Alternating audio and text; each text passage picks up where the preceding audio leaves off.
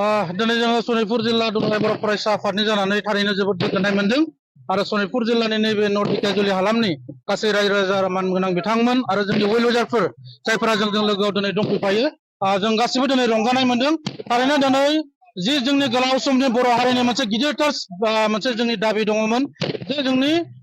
बड'लेण्डआव जोंनि सनितपुर आरो बिश्वनाथनि बर'फोरा मैखोम बर' गामिफोरा BTR हाबनानै BTRनि रायजो जानाय बायदि बर'फोरनि बायदि जोङो रुजु रुमु रायजो जालांनायनि जे मोनसे सिमां गोलाव सम बर' हारिया आन्दालन खालामबोनायनि उनाव दिनै थांनाय 2020 मायथाइनि हेलौ लोगोफोर बरायबाय नोंथांमोनखौबो आं बे आरोबाव गोदान भिडिअ आसा खालामो नोंथांमोनबो मोजाङैनो दं आंबो मोजाङैनो दङ जों माखासे साननो गोनां बाथ्राखौ दिनै जों साननानै लानि सावरायलायनि भिडिअखौ जोबजासिम नायलां अब्ला नोंथांमोना मोजाङै बुजिगोन मा बाथ्रा जों साननो गोनां बाथ्रा जानानै दङ मा खालामनाया जोंनि लागै मोजां ना भिडिअखौ जागायजेनलांसै नोंथांमोना नायलांबानो जाबाय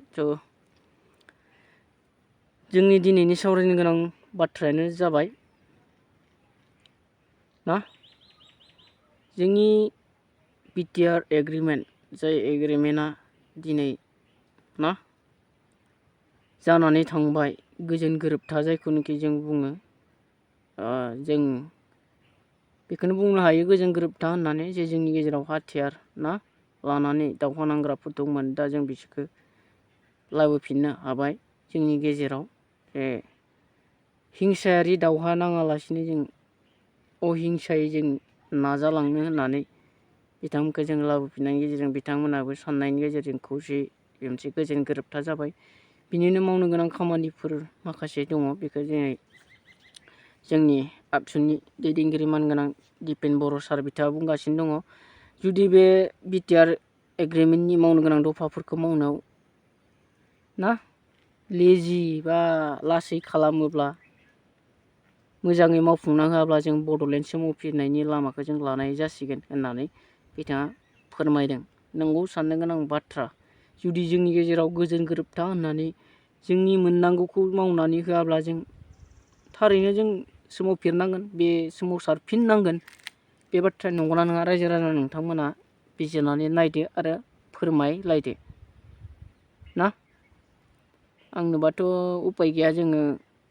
सोमावसारफिनथारनांगोन आरो ना मा खालामनो जुदि जोंनि मोननांगौखौ जोंनो होनानै जोंनो मावनानैनो होआब्ला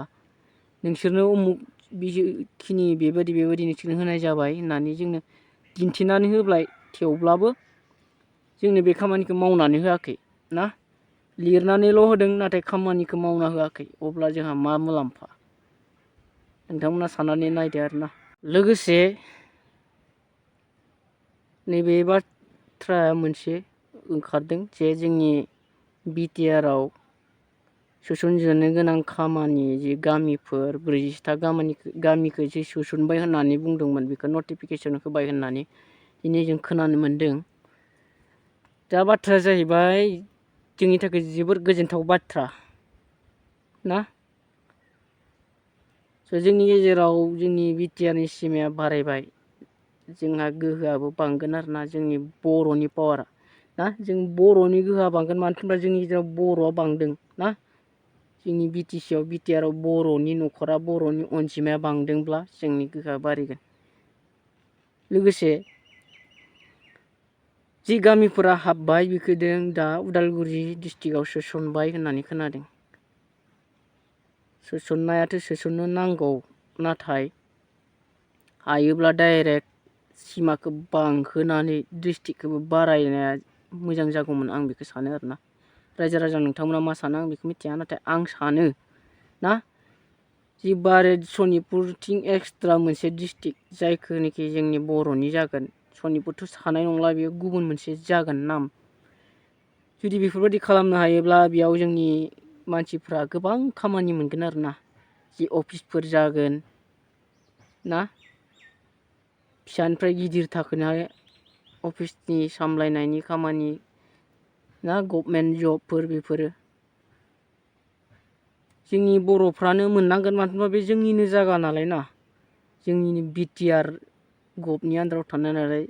जोंनि बर'नि गेजेराव गोबां बिदि फरायनानै BA pass MA pass BA MSc BSc बिकम एमकम खालामना थानायफोर दङ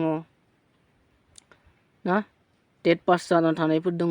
बेफोरबायदि गोबां साख्रिखौ जोंनि बर'फ्रानो मोनजोबनांगोन आरोना जुदि बारायोब्ला ना 100आव 90% 80%आनो जोंनि बर'नि थाखाय बे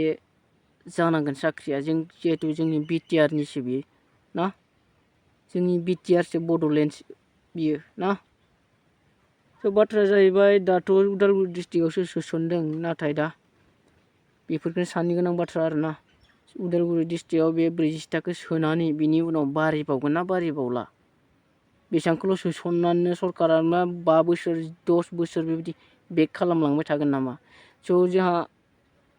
गोबां नाजागासिनो दं जोंनि जेबायदि आबसुनि दैदेनगिरि दिपेन बर' सारमोन बिथांमोन आरो गुबुन गुबुन ना डिस्ट्रिक्टनि ओनसोलनि हानजायै नाजागासिनो दङ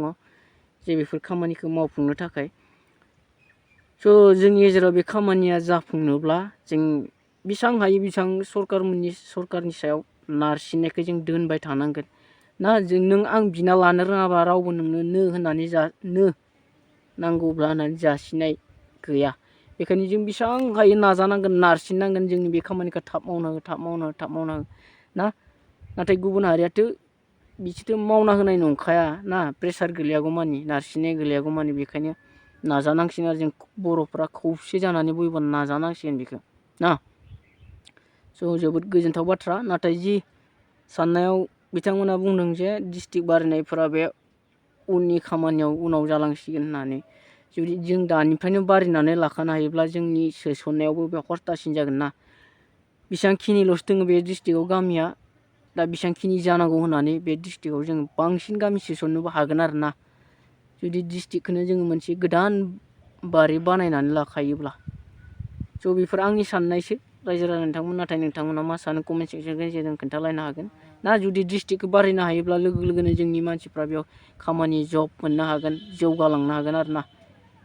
स'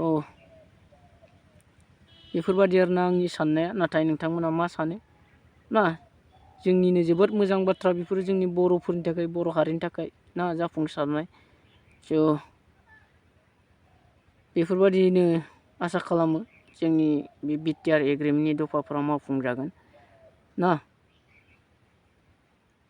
स' जों दिनै भिडिअखौ जों एसेयावनो दोनथ'नोसै लोगोफोर बे BTR जेबायदि एग्रिमेन्टनि सायाव जेबायदि गामि सोसननायनि सायाव नोंथांमोनहाबा मा सानो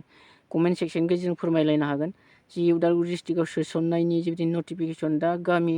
BTR हाबनायनि नटिफिकेसन फैदों होननानै होनदों आंबो नुवाखै नटिफिकेसनखौ नाथाय खोनाबाय आरो ना सावरायलायनाय माखासे बाथ्राफोरखौ स' नोंथांमोना मा सानो ना थ' एसे खोनासंनानै ला नै बिथां दिपेन बर' सारा मा बुंदों खोनानो मोनदों बा नटिफिकेसन मोनसे गभर्नरनिफ्राय ओंखारदों दा माबायदि बेयो माबायदि जागोन दिनै नभेम्बर दाननि 1 अक्ट' आरो जों नुबाय जे आसाम सरकारनि हम डिपार्टमेन्टनिफ्राय बिथांमोना जि मोनसे गभर्नर नटिफिकेसन बेखौ जनसंजोगनि गेजेरजों फोसावनानै होदों आरो बेयाव थांनाय सेप्तेम्बर दानाव जि आसाम केबिनेट जादोंमोन बे केबिनेटआ जि एप्रुभेल होनाय जि अनुमोदन होनाय 41 भिलेज सनितपुर आरो बिश्वनाथ जिल्लानि 44 गामिखौ BTR आव थिसननायनि जि मोनसे एप्रुभेल बे एप्रुभेलखौ रायजो बेंगिरि बिथाङा एसाइन खालामनायनि उनाव जिहेतु जोङो थांनाय 20 अक्ट'बराव राज्यपाल बिथांखौ बड'लेण्ड इउनिभार्सिटिनि भाइस चेन्सेलरखौ होखारनांगौनि थाखाय बिथांजों सावरायदोंमोन आरो बिथाङा लिंहरनाय बायदिनो जोङो बे सावरायनायाव बाहागो लादों आरो बे सावरायनायनि गेजेराव जों सोंनाय जादोंमोन जे 44 गामिनि नटिफिकेसना माब्ला ओंखारगोन बिथाङा बुंदोंमोन जे आंनिफ्राय जिखिनि मावनो गोनां दङ आङो बेखौ अलरेडि मावनानै हरबाय आरो बेबायदियैनो जों आसाम सरकारनियाव दाबि दैखांदोंमोन जों कमिउनिकेसन खालामदोंमोन आरो दिनै जोङो मोगथाङाव नुबाय जे 44 गामि बेखौ उदालगुरि जिल्लायाव थिसननांगौ नियारेस्ट डिस्ट्रिक्टआ सानजाहा जिहेतु उदालगुरि बेखायनो बेखौ उदालगुरि जिल्लायाव 44 गामिखौ दिनै थिसननानै होनाय बे अर्डारखौ जोङो मोननो हादों आरो बेखौ मोननायनि उनाव जोंनि गोसोआव मोनसे देरहासारनाय आरो गोजोननाय मोनसे थासारिखौबो जोङो आरो आं सानो जे बेयो दुलाराय बर' माहारिनि देरहासारनाय, एबसुनि देरहासारनाय, एकर्डनि मोनसे स्टेप जाफुंसारनाय आरो बे बाथ्राखौ आङो गासै रायजो राजानो फोरमायबाय। नोंथांमोना खोनाखाबायना मा बुंदों बिथांमोना ना नै दिपेन बर' सारा मा बुंदों नोंथांमोनाथ' खोनालांखाबाय जानांगौ माबोरै जागोन। स' जों भिडिअखौ बारा गोबाव खालामला ना रायजो राजा नोंथांमोन। दिनैनि भिडिअखौ जों एसेयावनो दोनथ'नोसै ना रायजो राजा नोंथांमोन। थ' नोंथांमोना मा सानखो कमेन्ट सेक्सननि गेजेरजों फोरमायलायनो हागोन, बाथ्राखौ बुंफोरलायनो हागोन, फोरमायलायनो हागोन ना नोंथांमोननि साननायाव माबोरै जानांगौ नोंथांमोनाबो एडभाइस होलायनो हागोन आरो ना। स' आंनि चेनेलाव गोदानब्ला प्लिज अननानै साबसक्राइब खालामगोन, लाइक शेयार खालामनो दाबाव मोजां मोनदोंब्ला लोगोसे साबसक्राइब खालाम ना नायनायजों लोगोसे साबसक्राइब खालामनो हागोन। नोंथांमोननि बे आंनि सायाव अननाया सापर्ट थागोन। स' दिनैनि भिडिअखौ जों एसेयावनो दोनथ'नोसै। गुबुन मोनसे भिडिअआव लोगो मोनलायसिगोन लोगोफोर। बाय।